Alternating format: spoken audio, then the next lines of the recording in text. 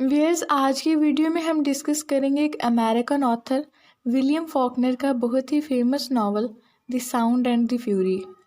Basically یہ novel Shakespeare کے ایک پلے میکبتھ کے ڈائلاگ سے ڈرا کیا گیا ہے جو میکبتھ نے اپنی وائف کے سوسائڈ کے ٹائم کہا۔ Life's but a walking shadow, a poor player that struts and frets his hour upon stage, and then is heard no more. It is a tale told by an idiot, full of sound and fury, signifying nothing.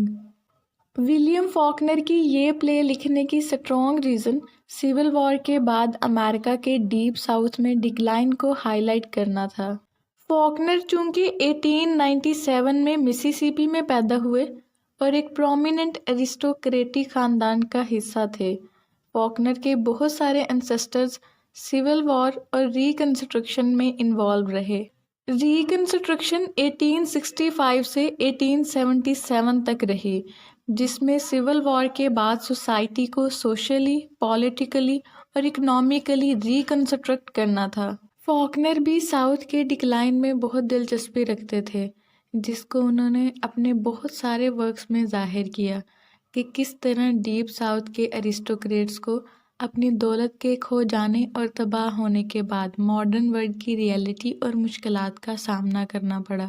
Faulkner نے stream of consciousness اور مختلف narrative techniques کو استعمال کر کے character کے اندرونی خیالات یعنی انر تھاٹس کو بہت ہی بولڈلی ظاہر کیا، اور سٹوری میں افریقن امریکنز کو ایڈ کر کے بلیکس اور وائٹس کے درمیان تعلقات کو بھی ظاہر کیا کہ کس طرح فیملی کی ہاؤس کیپر یعنی ملازمہ جو کہ ایک بلیک تھی لیکن اخلاقی طور پر وائٹ سے زیادہ ہمدرد اور آنیسٹ تھی، اور اسے میجک نیگرو بھی کہا گیا۔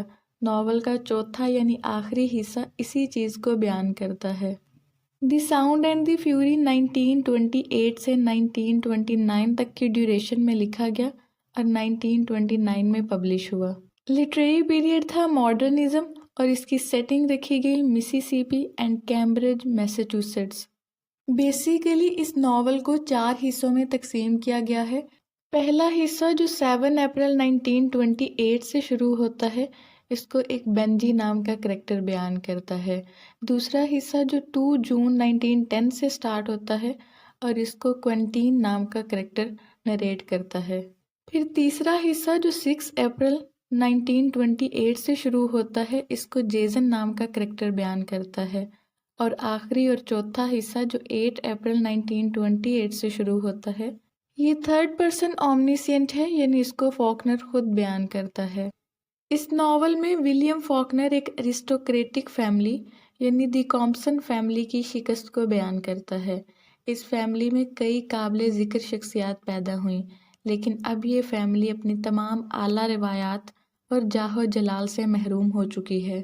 مسٹر کامپسن اور مسز کامپسن، جن کو اپنے بچوں کی تربیت کا کوئی خیال نہیں۔ مسٹر کامپسن ڈرنکنگ کرتا ہے اور بہت ہی لاپرواہ ہے۔ اس کے نزدیک غیرت، عزت اور وقت کی اہمیت سب بے معنی باتیں ہیں۔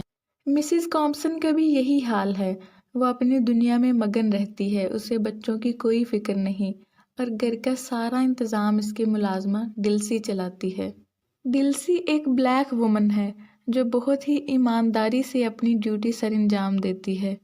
مسٹر اینڈ مسز کامپسن کے 4 بچے ہیں۔ سب سے بڑا بیٹا کوینٹین جو بہت ہی سینسٹیو ہے اور ہارورڈ یونیورسٹی کا اسٹوڈنٹ ہے۔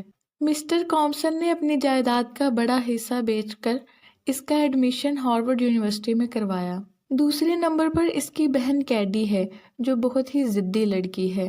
یہ لونگ اور کیئرنگ بھی ہے، لیکن اپنی منمانی کرتی ہے اور کسی کی نہیں سنتی۔ تیسرے نمبر پر جیسن ہے جو بہت ہی لالچی ہے۔ پھر چوتھا اور آخری بیٹا بینجی ہے جو مینٹلی ڈسیبل ہے، یعنی یہ ذہنی طور پر معذور لڑکا ہے اور بولنے سے قاصر ہے۔ مسٹر اینڈ مسز کامپسن کی طرح ان کے بچے بھی خاندان کی تباہی میں برابر کے شریک ہیں۔ کہانی کا پہلا حصہ بینجی نریٹ کرتا ہے اور کہانی شروع ہوتی ہے اس کی 33rd برتھ ڈے سے، اور یہ پارٹ سٹریم آف کانشیسنس کی ٹیکنیک میں لکھا گیا، یعنی بینجی سارا وقت اپنے پاسٹ کے بارے میں سوچتا رہتا ہے۔ یہ سوچتا ہے کہ کس طرح بچپن میں کیڈی اس کا خیال رکھا کرتی تھی۔ کیڈی بہت ہی ضدی لڑکی تھی، جو چھوٹی ایج میں ہی سیکشول ایکٹیویٹیز میں انوالو ہو گئی اور کئی لوگوں سے تعلقات قائم کر لیے۔ پھر کیڈی پریگننٹ ہو گئی، لیکن وہ یہ بھی نہیں جانتی تھی کہ آخر یہ سب کیسے ہوا اور کس سے ہوا۔ کوئنٹین یہ اپنے اوپر لینے کی کوشش کرتا ہے، لیکن مسٹر کامپسن اسے ڈانٹتا ہے اور اسے ہارورڈ یونیورسٹی میں بھیج دیتا ہے۔ مسٹر کامپسن کو چونکہ اپنی اولاد کی تربیت میں کوئی دلچسپی نہیں تھی، چنانچہ وہ اس واقعے کو بھی کوئی خاص اہمیت نہیں دیتا۔ کیڈی اپنے گناہ پر پردہ ڈالنے کے لیے ایک بینکر ہربرٹ ہیڈ سے شادی کر لیتی ہے۔ ہربرٹ ہیڈ کو جب سچائی کا پتہ چلتا ہے تو وہ کیڈی کو ڈیورس دے دیتا ہے۔ کوئنٹین جو کہ بہت ہی حساس تھا، وہ یہ سب برداشت نہیں کر پاتا اور خودکشی کر لیتا ہے۔ وہ چارلز ریور میں خود کو ڈبو لیتا ہے، اور اسی طرح مسٹر اینڈ مسز کامپسن کا یہ خواب کہ ان کا بیٹا ہارورڈ یونیورسٹی میں تعلیم حاصل کرے، یہ بھی ادھورا رہ جاتا ہے۔ کوئنٹین کی ڈیتھ اور ہربرٹ ہیڈ سے ڈیورس کے بعد کامپسن فیملی کیڈی سے تمام تعلقات توڑ دیتی ہے اور کیڈی کو گھر سے نکال دیا جاتا ہے۔ پھر کچھ عرصے بعد کیڈی کے ہاں بیٹی پیدا ہوتی ہے جس کا نام مس کوئنٹین رکھا جاتا ہے۔ کامپسن فیملی نے اگرچہ کیڈی سے تعلقات ختم کر لیے تھے، لیکن پھر بھی وہ اس کی بیٹی مس کوئنٹین کو گھر لے آتے ہیں۔ مسٹر کامپسن اب بہت ہی ڈرنکنگ کرنے لگا تھا اور کوئنٹن کی ڈیتھ کے 1 سال بعد مسٹر کامپسن کی بھی ڈیتھ ہو گئی۔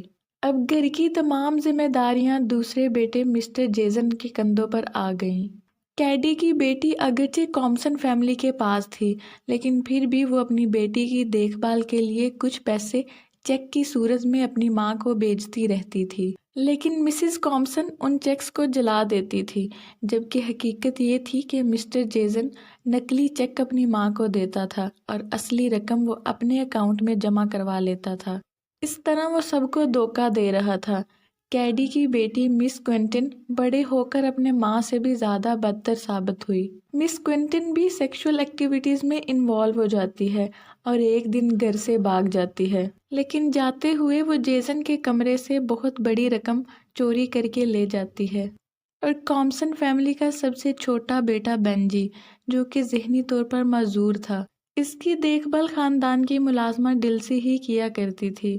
ظاہری طور پر خاندان کی تباہی میں اس کا کوئی ہاتھ نظر نہیں آتا، لیکن سمبولیکلی اس کی مینٹل ایلنس ہی خاندان کی بدتریس تباہی کو ظاہر کرتی ہے۔ لیکن ناول کے آخر میں فاکنر بینجی کے ذریعے ہی مستقبل میں ایک ہوپ کو ظاہر کرواتے ہیں۔ بینجی اپنے ہاؤس کیپر ڈلسی کے ساتھ چرچ میں جاتا ہے اور پرے کرتا ہے۔ اس سے ظاہر ہوتا ہے کہ فاکنر فیوچر سے مکمل طور پر مایوس نہیں اور ابھی بھی وہ روشن مستقبل کی امید میں ہے۔ ویئرز اسی کے ساتھ یہ ناول اینڈ ہوتا ہے۔